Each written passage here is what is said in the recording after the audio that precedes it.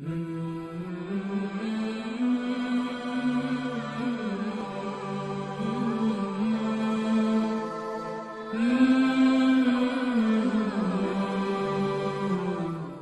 اللہ الرحمن الرحیم نحمدہ ونصلی علی رسولہ الکریم۔ ہماری ایک سیریز چل رہی ہے رمضان کا روزہ، مطلب کہ روزے کے فضائل اور مسائل۔ اس سے پہلے ہماری 2 اقساط ہو چکی ہیں۔ تو پہلی قسط میں ہم نے روزے کی فرضیت اور اس کے فضائل وغیرہ ہم نے ڈسکس کیے۔ دوسری قسط کے اندر روزے کے وہ معنی اور روزے کے اقسام ہم نے ڈسکس کی۔ آج کی جو قسط ہے روزے کے فضائل اور مسائل کی، وہ قسط ہے روزے کی فرضیت اور صحیح ادائیگی کی شرائط کیا ہیں۔ تو آج ہم اس پر ڈسکس کریں گے۔ تو آگے بڑھنے سے پہلے آپ سے گزارش ہے کہ اگر آپ چینل پر نئے ہیں تو چینل کو سبسکرائب کر لیں اور بیل آئیکن کو بھی دبا دیں تاکہ ہماری آنے والی ہر نئی ویڈیو آپ تک بر وقت پہنچ جائے۔ تو چلیں شروع کرتے ہیں کہ روزے کی ادائیگی کے صحیح ہونے کی شرائط اور روزے کی فرضیت کی شرائط۔ تو بعض شرائط ایسی ہوتی ہیں کہ اگر کسی میں پائی جائیں تو اس پر رمضان کا روزہ فرض ہو جاتا ہے، اور بعض شرائط ایسی ہوتی ہیں کہ اگر وہ پائی جائیں تو روزہ درست ہوتا ہے ورنہ درست نہیں ہوتا۔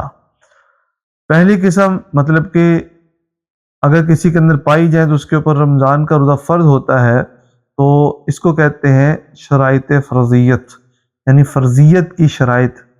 فرضیت کی شرائط آگے ہم اس کے اوپر مفصل ڈیٹیل آپ کے بتاتے ہیں اور مفصل اس کے اوپر کلام کرتے ہیں۔ اور دوسری قسم وہ روزے کی ادائیگی کا صحیح ہونا، روزے کی ادائیگی کے صحیح ہونے کی شرائط۔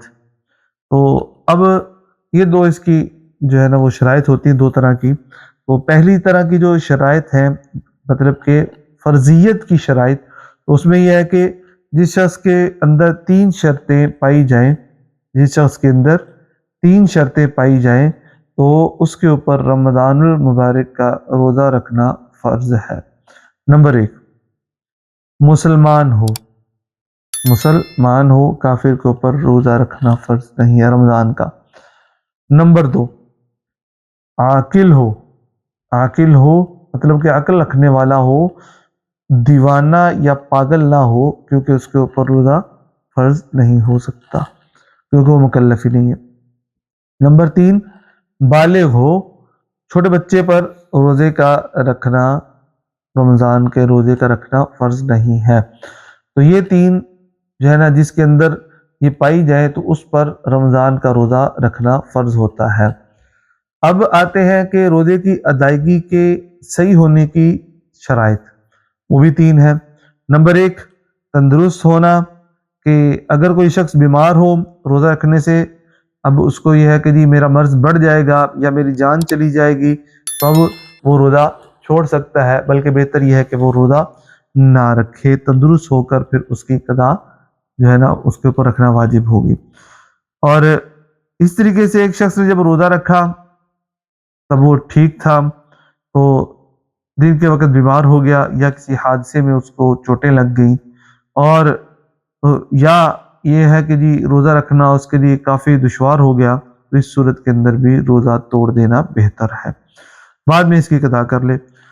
اور پھر جو حاملہ عورت ہوتی ہے اس کو اگر اپنی جان جانے کا خدشہ ہو یا حمل کے ضائع ہونے کا خدشہ ہو تو بھی وہ روزہ نہ رکھے، بعد میں اس کی قضا کر لے۔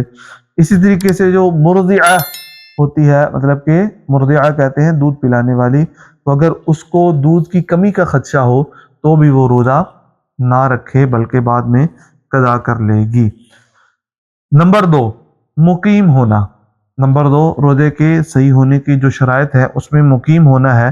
اگر شخص کوئی مسافر ہے تو اس کے اوپر روزہ فرض نہیں ہے، اس کو روزہ چھوڑنے کی اجازت ہے، لیکن یہ تب ہے جبکہ جس وقت وہ سحری کر رہا ہے یا سحری کے وقت وہ حالت سفر میں ہو۔ اگر حالت سفر میں نہیں تھا بلکہ دن کے وقت اسے سفر کرنا ہے تو اب اس کے اوپر روزہ رکھنا واجب ہے۔ اور اگر جو شرعی مسافر ہوتا ہے، اگر اس کو سفر میں مشقت کا اندیشہ نہ ہو تو روزہ رکھ لینا اچھا ہے، اور جو روزے سفر میں رہ جائیں گے وہ رمضان کے بعد رکھ لیے جائیں گے۔